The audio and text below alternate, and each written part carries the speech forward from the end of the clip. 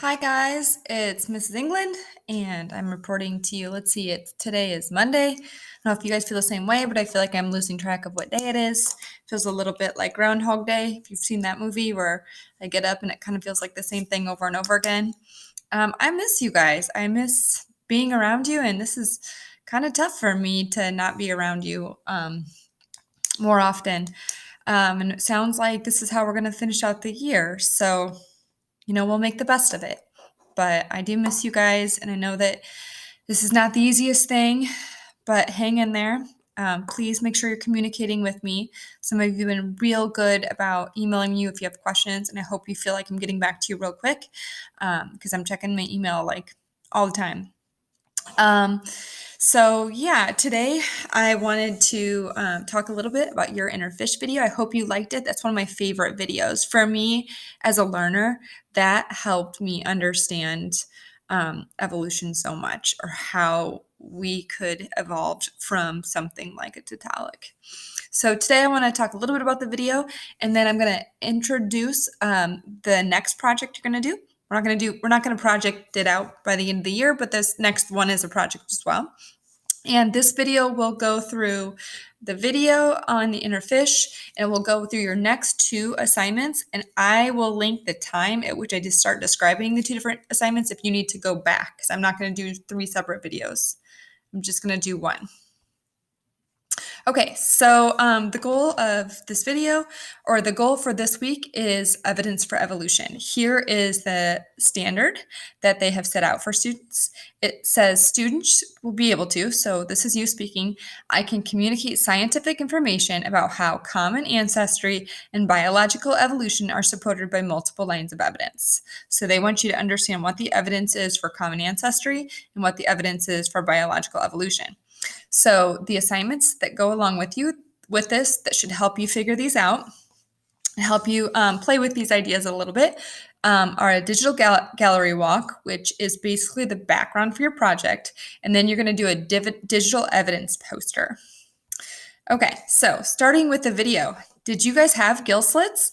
I've had students in the past that have these itty bitty gill slits right at the front of their ear, and that's something called a vestigial structure, a structure that you don't breathe out of. You have no function of it, but it's left over from your evolutionary past, because the tissue right here in an embryo of a fish develops into a gill. Yours develops into your inner ear, but that's evidence of our fish ancestry.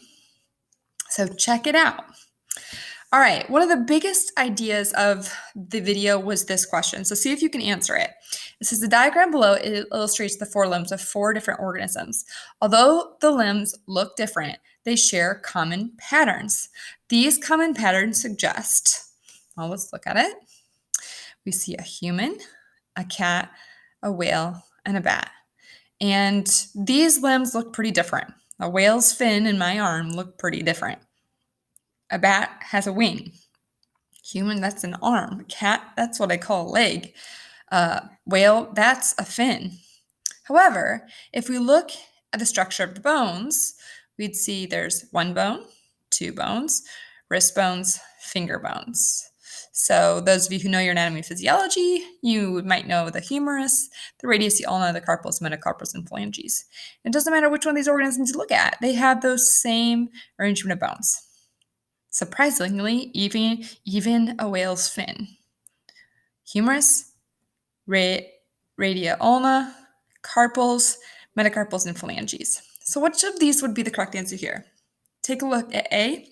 These members are the same species. These organisms existed about the same time. These organisms share a common ancestor, or these organisms have exactly the same genes. Okay, hopefully from the video what you figured out is the suggestion here is that these animals share a common ancestor. Okay, so even though these organisms look different, this is evidence of a common ancestry. What did they inherit from their common ancestor? What trait seems to be important? Well, they didn't inherit a fin. They didn't inherit a wing. They instead inherited that bone structure. So the common ancestor had 1 bone, 2 bones, a bunch of little bones, and finger bones. What does that look like? How do we make sense of that? We like to put it into a model that looks like this. Here's the common ancestor, and here's how we show that it led to all these species. Okay, so this shouldn't look too unfamiliar to you because we have looked at this with our frogs and with our salamanders. Your whole models that you did, your comics were like this, where you had a common ancestor that broke into two separate species. How did that happen? Different mutations were selected for in different environments. The only thing different here is they're showing multiple speciation events. So instead of showing two like you showed, we're showing how this one species broke into two and then further broke into two more species. Now, why would this happen? Well, we know how this happens. They are becoming adapted to different environments. What environment is a whale adapted for? It's adapted for water. Human, land. Lizard or cat, I think it was, land. Bird or bat, air. So how could this happen? Well, you could, if we look at the humerus compared to the common ancestor from 360 million years ago, the fossil that they talked about in the video, the Tiktaalik fossil, what happened to the bone in between that of a lizard? Well, over 360 million years, the humerus bone got a little longer. So did the radiate and the ulmus bone.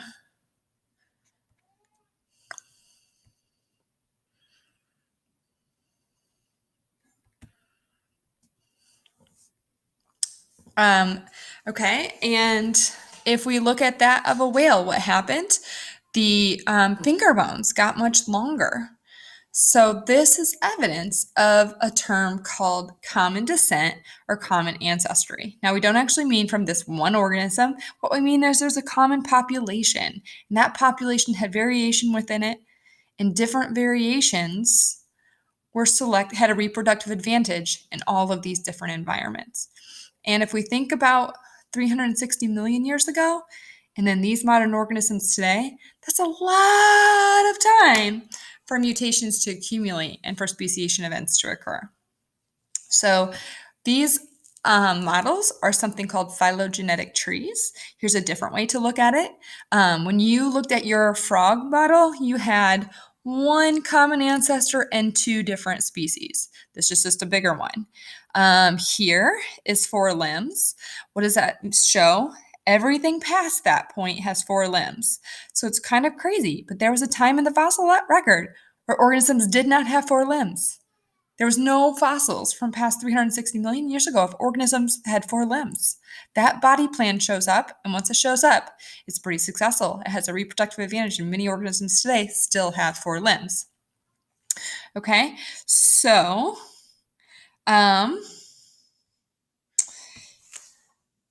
here is our 360 million year old grandpa. Who is he the grandpa of?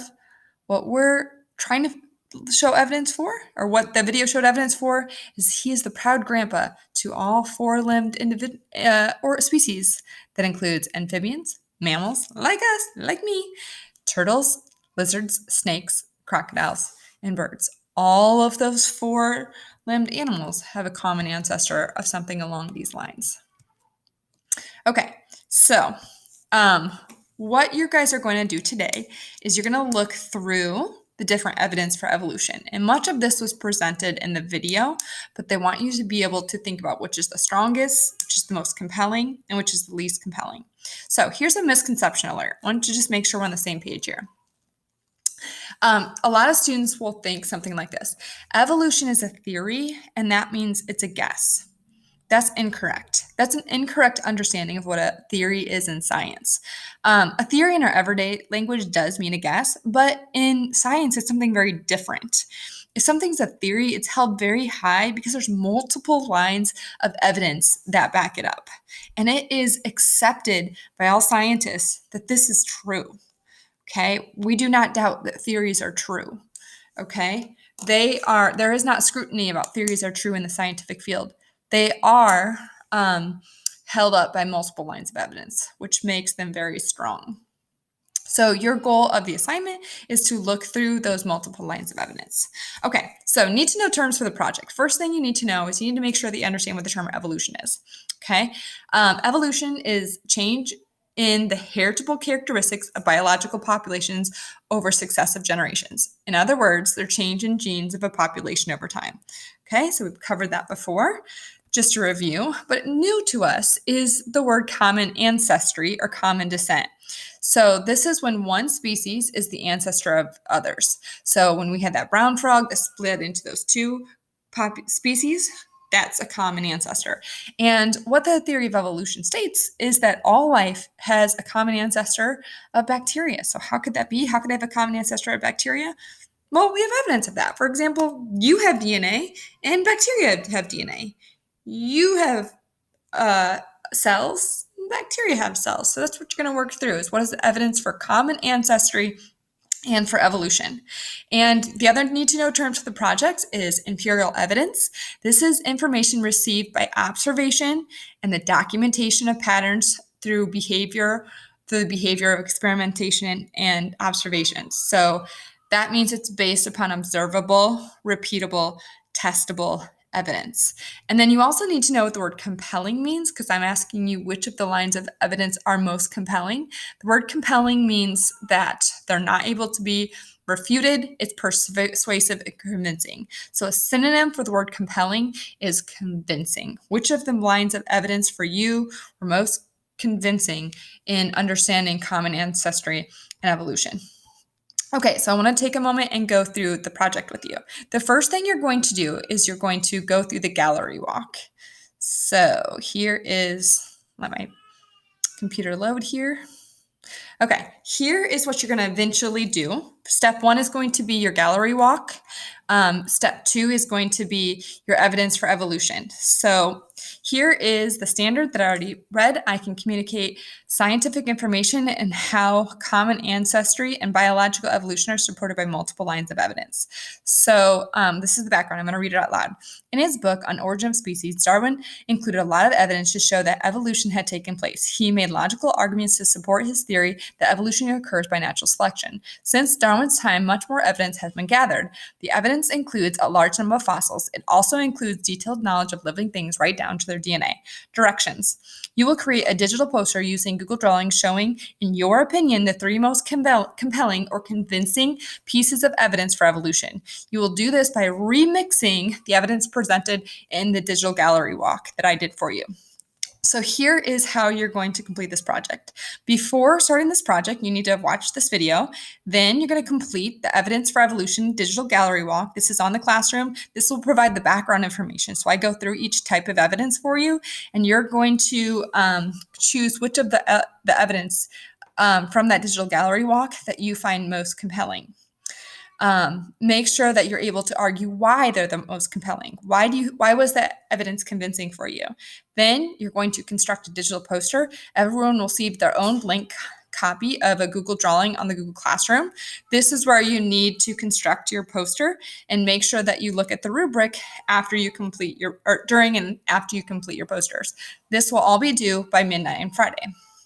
Okay, so here is where you will create your evidence for evolution, compelling arguments. You're going to pick 1, 2, 3 of the evidences. You're going to give your justification for why it was convincing for you, and then you're going to create a model. Now, for your model, I don't want you to copy and paste anything I did up the classroom, but remix it into your own idea. So here is the rubric for the project. It loads here. Okay, your instructions, which I just went through, are linked here. Your digital gallery walk is on the classroom. You're going to complete that first. Here's the criteria. The student chooses the 3 most compelling pieces of evidence in their opinion from the gallery walk, and the student is able to argue on their poster why these pieces of evidence were convincing or compelling to them. The student includes models of the 3 pieces of evidence. These models are different from the ones on the gallery walk. They're different pictures, ones where you have kind of created something to make it more of your own understanding. The student adds a brief description of each model, explaining what the model is showing. Don't forget this part. You also need a model, explanation of your model. The student correctly uses the term ancestry or common ancestry, evolution, and empirical. Text is concise, to the point, and written in bullet points.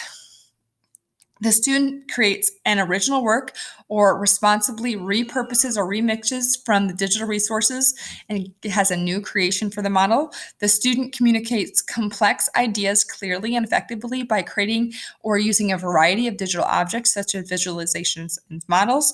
And the student publishes content that customize their standard for the intended audience, and your audience is your peers. Okay, so that's a description of your digital model. Here is where you're going to put your digital model. This is due by midnight on Friday. Um, if we can look at an overview of the timeline, today you should have watched this video and you're going to start on the digital gallery walk. Okay. Then on Wednesday, you're going to start working on your digital poster, or you can finish your gallery walk. On Thursday from 10 to 11, I will be available for a Google Meet. Click on this link and I'll be there if you have any questions. If you're not able to make it during this time, you can feel free to email me and I'll answer that questions for you as well.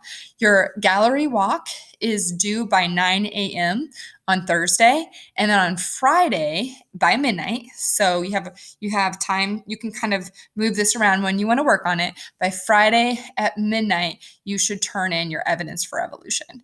By the end of this, you should understand the evidence for evolution and make some opinion-based decisions about which evidences are most convincing. All right, guys, good luck. Email me if you have any questions, and I'll be talking to you soon.